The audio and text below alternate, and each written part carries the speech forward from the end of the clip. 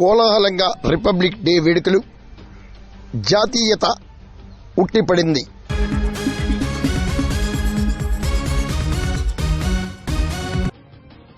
భారత స్వాతంత్ర్య విశిష్టతను వివరిస్తూ కాకినాడ జిల్లా పెదపూడిలో ఆదివారం గణతంత్ర దినోత్సవాలు అంగరంగ వైభవంగా జరిగాయి. మండల పరిషత్ కార్యాలయం వద్ద ఎంపీడీఓ నరేందర్ రెడ్డి జాతీయ పతాకాన్ని ఆవిష్కరించగా, స్థానిక గ్రామ పంచాయతీ వద్ద పంచాయతీ కార్యదర్శి ఉషారాణి జాతీయ పతాకాన్ని ఆవిష్కరించారు. కూటమి కన్వీనర్ పుట్టా గంగాధర్ చౌదరి, పంచాయతీల విస్తరణాధికారి సత్యనారాయణ రెడ్డి, ఎంపీపీ కేతా తులసి శ్రీనివాస్, పెదపూడి సర్పంచ్ కృష్ణమూర్తి, ఆరిముల్లి అమ్మన్న చౌదరి, మార్ని కాశీ, ఎంఈఓ సత్యనారాయణ తదితరులు పాల్గొన్నారు.